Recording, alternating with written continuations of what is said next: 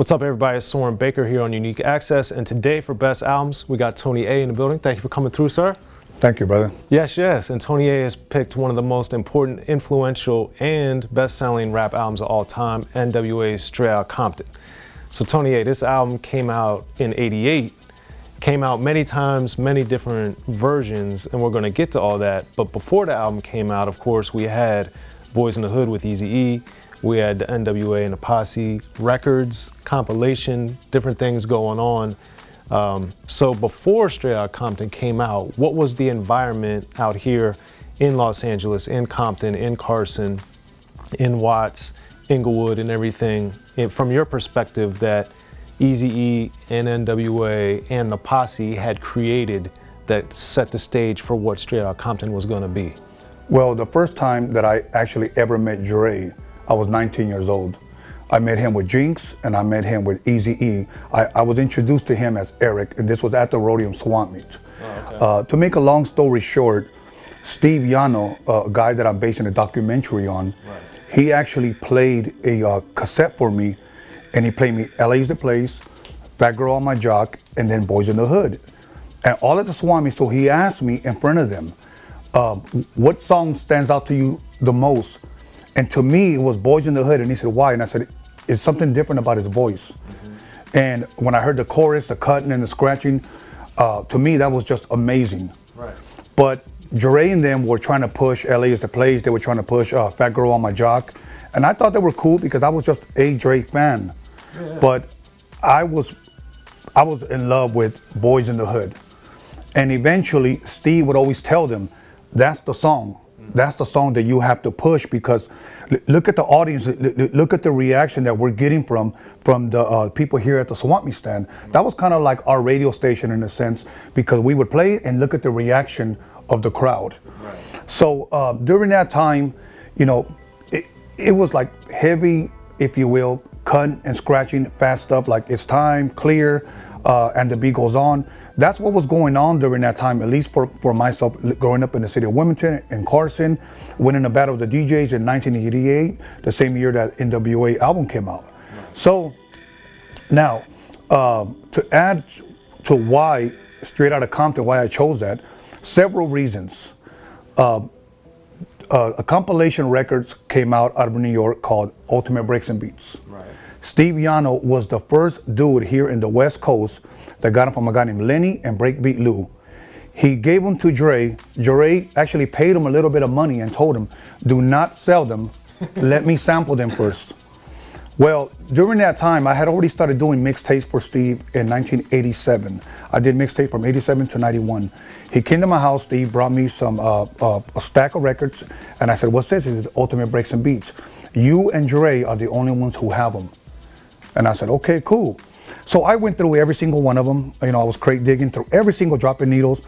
So when the N.W.A album came out, I knew all the samples. Right. Because I had them. Now, why I chose that, what made that so special, was because the world did not know what was about to hit them. And I had one of the very first cassettes of that album. I remember growing up in a Mexican family, 10 kids. I didn't have my own room. I had to sleep in the living room. So I would sleep on the couch. I had my radio and my headphones. Steve knocks on my door. He leaves Audio Achievements. They had just finished mixing down the album. He brings me a cassette, hands it through my window, because we had no window. It was cracked. And he says, check it out. This is it. And I said, thanks, Steve. And I remember it was, because the album came out in August. It was about a month before. And he gave it to me. I threw on my headphones, put in my boombox, listen, and forever, musically, my life changed. And what changed it? What made it change? The samples, the cutting, the scratching, the boldness, the cursing, all of the above. The world had not seen anything like N.W.A. And then a month later, I was given the Eazy-E album. And I was speechless, you know, to be a kid, to be invited to be there at Audio Achievements when Dre was sampling stuff. I remember little stories when Dre was over here sampling on the SP12, and I asked him, where's your collection of floppy disks? And he went in his back pocket and he pulled it out. And I said, but which one did you use for the JJ pad or the D.O.C? He goes, just this one. I just erase it and keep using it. Wow. So he never kept like his 808s, kicks, snares, hats. That's crazy. Yeah, he never did. So he just used the same SP1200, had a little mixer, the same one I used when I recorded my record there, and the same old turntable, and that's just the way he did it. I remember when he did Funky Worm on Dope Man, and he didn't sample it, he actually just dropped the needle, told Donovan, go ahead and press record, and he wrote it. Right. And that's how we did it.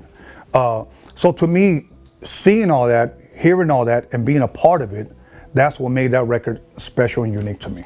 So now as far as the songs on Straight Outta Compton, I remember when I first got the album, the thing that shocked me was the ferocity of the first 3 songs. You got Straight Outta Compton, you got Fuck the Police, and you got Gangster Gangster. Those 3 right in a row, I thought were astonishing to have. So for you, being in the mix out here, literally and figuratively, but then hearing those 3 songs, what was it about those 3 in particular that set the album off in such a powerful way?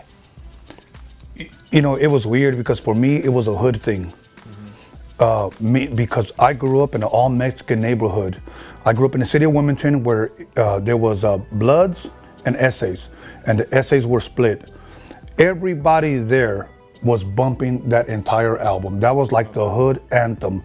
Bloods from, East Side Pain, and then you got Bloods from Chronicle from the west side of Wilmington, then you got East Side and West Side of Wilmas, and everybody was bumping. So it was a hood thing. I remember everybody was bumping Fuck the Police. Everybody was bumping Gangsta Gangsters. To me, what set it off for me was more of the production. Okay. You know, other guys, it was a hood thing. Like we finally got some hood shit. We finally got a hood anthem. You know, now we can tell the police, go fuck yourself. Now, now we're bumping, Gangsta Gangsta because we're gangster. I remember dudes telling me, we're about to go do a drive-by, and this is in the 80s, to Gangsta Gangster. Right. And that was just their way, I guess, expressing themselves because of those songs. Now, a lot of people have asked me in the past, do you think those songs influenced gang violence? I just thought they were being real. I think those guys were influenced even before N.W.A. ever even came out. Yeah, I was going to say the gangs were alive and well exactly. way before, especially out here, it was alive and well before Toddy T, before Mixmaster Spade, before King T, before Ice T, before Eazy-E, before N.W.A. Yes. So, it's like they didn't happen because of them. Exactly. But the order of those songs, see, and that's what made to me that album classic, because it's the type of record that it's not like today where you put it in and you skip, you let it play all the way through. And it was like Dre's production, like every song was just a surprise. Right. That's what it was for me. It was just unique. Well, that was one of the things, and you mentioned the words express yourself, so let's get into that song, because for me, one thing that I loved about Eazy Does It was that the A side had all the craziness and profanity, and the B side didn't have any profanity. And then with Express Yourself, we have all this super hardcore gangster stuff, and then Express Yourself is Dre basically not cussing. Mm-hmm. And then with the remix, of course, with the video version, they had, Cube and Ren did little intros and changed the beat.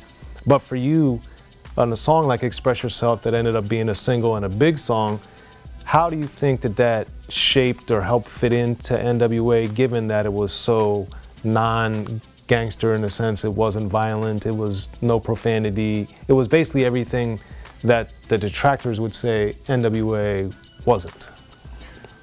To me, it showed that N.W.A was versatile. Okay. First of all, I want to point out the sample, because when I first heard that sample, it was so unlike the Dope Man, the Gangsta Gangster.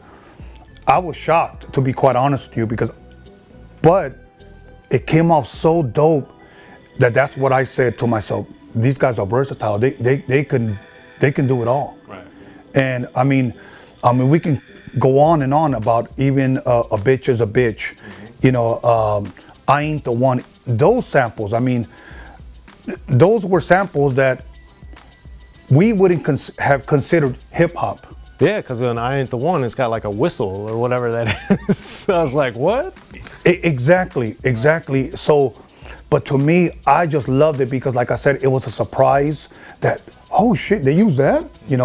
Wow, they said that? Damn, that's a dope ass loop. I never would have associated with hip hop, and they actually did that. it was versatile for me. And two, with the gangster element of it, obviously this is more prominent on Eazy Does It, but I think on I Ain't the One, there is a little bit of the comedy, the comedic element to it that comes in. So for you as a listener, as a DJ, as a producer, when you're listening to something that is so hardcore and then you get like I Ain't the One where there's this comedy, this interplay, like what does that do for you as a music consumer? Well, for me, maybe you may be asking the wrong person, I'll tell you why. Okay. Because being in the studio with those guys, I saw their sense of humor all the time. Okay. So when I heard it, it was not a surprise. So, but like, you know, to have a guy like Dre ask me, what do you think about this beat? And he didn't ask me all the time, but when he did, I was shocked because I'm thinking to myself, you know, you're Dr. Dre. Right. You know, I didn't know him yet because, you know, of the N.W.A. I knew him as Dr. Dre from the World Class Wrecking Crew. Right. So when he would ask me, I would feel almost honored now. It's like, I think it needs some scratching in there. I think it needs some rhodium cutting and scratching because a lot of that Gangsta Gangster, Dope Man, Boys in the Hood, and the hooks where they would do the cutting and scratching, that's all rhodium mixtape stuff. So when he implemented that in the album, that's why I have such a connection with those records. Okay. You know, but yeah, their personality, their if you will, their sense of humor came across on those records for me. So it was not a surprise. And then speaking of the versatility, it later got removed, but we had the Something to Dance To, which was hearkening back to the more, you know, techno hoppish type of sound. So for me, I always thought it was weird. And actually in my book, The History of Gangster Rap, I have a good quote that I got from MC Yella where he talked about, you know, that was basically the closing of one door and the opening of another one. Yes. And for you, like for me, when I heard Something to Dance To at the end of the record, I was kind of like, this is so weird that it's even on this album. So what did you think about knowing the music and knowing everything that was going on as a fan when you heard that toward the end of the album? And that's obviously the only song Arabian Prince is on, it's all these things. Right. So what was that like for you? Well, to me, I'll be honest with you, maybe it's different being a Latino because during that time in the 80s, there was a lot of dance groups that danced really, really fast. And they loved that fast beat stuff. So I had no problem playing Panic Zone. I had no problem playing Something to Dance To because that was stuff that I can cut back and forth and kept the crowd dancing. So as a DJ, those people jumping, clapping, you know, I still have video of people dancing to those songs. Okay. You know, so to me, I actually loved it. I understand that it didn't go along with their gangster image. So that quote that you got from Yella was actually really good. It's true. He closing one door, opening another. But I loved it, man. Well, that's the funny thing. And this is something I learned actually listening to O.C. one time because his first album, Word Life, and then his next album, Jules, when I got Jules, it was so unlike Word Life that I was like, man, I don't like this. But then when I went back and listened, it's a great album. It's just not what I expected. Right. And I think that's with Something to Dance To. It's obviously it's a great song. It just doesn't necessarily fit or doesn't flow well with the rest of Straight Outta Compton, but it's still, for what it is, it's a great song. Just like Panic Zone and LA It Was a Place and the other records that, you know, N.W.A. and the Posse released and didn't make it on the Straight Outta Compton. So now looking back, what do you think is the legacy of Straight Outta Compton and what do you think makes it one of the best albums?